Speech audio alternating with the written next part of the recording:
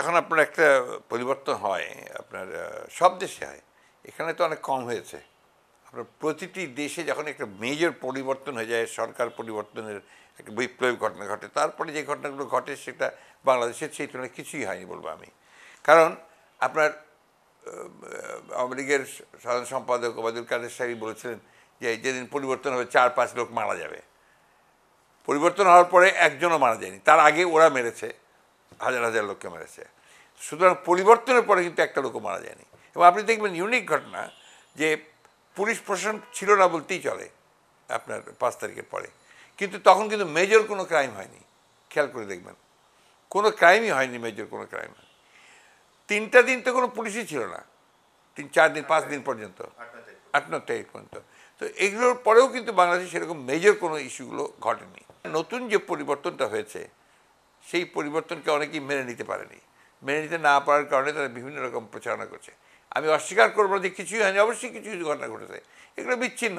সাম্প্রদায়িক যে প্রশ্নটা করা হয়েছে, এই প্রশ্নটা হচ্ছে সাম্প্রদায়িক নয়, এটা হচ্ছে রাজনৈতিক। আপনার এখানে আপনার সালমান এফ রহমানের বাড়ি আপনার আক্রান্ত হয়েছে, আনিসুল হক সাহেবের বাড়ি আক্রান্ত হয়েছে, বিভিন্ন মন্ত্রী এমপিদের আক্রান্ত হয়েছে।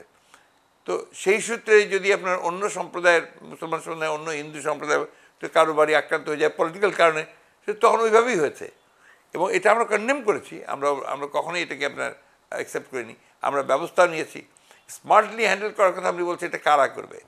আপনার প্রশাসন নাই, আর প্রশাসনে বসে আছে সমস্তই আপনার ফ্যাসিবাদের প্রেতাত্মারা। তারা তো আন্ডু করার জন্য যত রকম চেষ্টা করার তারা করেছে, এখনও করে যাচ্ছে। ঠিক একইভাবে পুলিশ প্রশাসনকে সম্পূর্ণ নতুন করে ঢেলে সাজাতে হচ্ছে, কারণ পুলিশ প্রশাসনই গত সরকারকে টিকে রেখেছিল, সেই কারণে তাদেরকে নতুন করে ঢেলে সাজাতে হচ্ছে।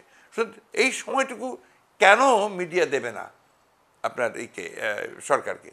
মিডিয়া এই ক্ষেত্রে আমি মনে করি যে তাদের আরও অনেক বেশি আপনার পজিটিভ হওয়া দরকার, পরিবর্তনের পক্ষে থাকা দরকার, বিপক্ষে নয়।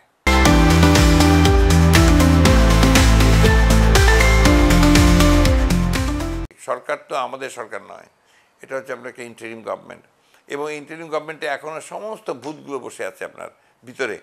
আপনার সরকারি কর্মকর্তা যারা আছেন বিভিন্ন স্তরের, এই সমস্ত অনেকেই আপনার সমস্ত ওই ফ্যাসিবাদের ভূত বসে আছে আর কি। এবং তারা প্রতিটি এই সরকারের যে ভালো কাজগুলো যেন দ্রুত করতে না পারে, পরিবর্তন যেন দ্রুত আনতে না পারে, এই দিকে তারা নজর দেয় আর কি। ফলে খুব সব কিছু দ্রুত হচ্ছে না। আমরা যে কথাটা বারবার করে বলেছি যে এখন 2007 সালের পরে যতগুলো আপনার রাজনৈতিক উদ্দেশ্য প্রতি হয়রানিমূলক মামলা করা হয়েছে, এই মামলাগুলোকে প্রত্যাহার করার জন্য আমরা বর্তমান সরকারকে বলেছি, আমরা এটা নিয়ে কাজও করছি। লিখিত আবেদন তো বলা আছে, মুখে দেওয়া আছে, লিখিত আবেদন আমাদের গেছে, আরও যাবে, খুব শিগগিরই যাবে, লিখিত আবেদন যাবে। না, এটা তো একটা কমিটমেন্ট ছিল, যেদিন আপনার সরকার গঠন হয় আপনার বঙ্গভবনে, সেদিন তো এটা কমিটমেন্ট ছিল যে আপনার সমস্ত মামলা, রাজনৈতিক মামলা প্রত্যাহার করা হবে। এটা কমিটমেন্ট অফ দ্য গভর্নমেন্ট। সুতরাং এবং ইতিমধ্যে তারা কিছু আপনার দেখেছে পদক্ষেপ নিয়েছে। আপনার ওই কমিটি গঠন করা হয়েছে একটা আপনার সেন্ট্রালি, আর একটা আপনার জেলাগুলোতে। হ্যাঁ, ওটা একটা তাদের, কিন্তু আমরা চাচ্ছি এটা সম্পূর্ণ প্রত্যাহার। হ্যাঁ, আর সেই তারেক সাহেবের মামলাগুলো উনি নিজে যদি চান যে আমি লিগালি বের হয়ে আসবো, তাহলে একটু সময় নেবে। আর যদি প্রত্যাহারের ব্যাপারটা হাত থাকে, সেটা সরকার করবে। আমরা দেখেছি আইয়ুব খানের মতো প্রবল প্রতাপশালী লোক কীভাবে আপনার একদিনে চলে গেলেন, কীভাবে আপনার এরশাদের মতো লোক চলে গেল, কীভাবে শেখ মুজিবুর রহমান সাহেবের মতো একজন এত বড় বরেণ্য নেতা, যিনি একসময় অবিসংবাদী নেতা ছিলেন, তার মৃত্যুর পরে আমরা একটা লোককে রাস্তায় বেরোতে দেখিনি। এটা বাস্তবতা তো, আমরা এগুলো দেখেছি। সেই জায়গায় ওই গণভবনের এই ঘটনা, এটা তো আমরা প্রেডিক্ট করেছি আগে।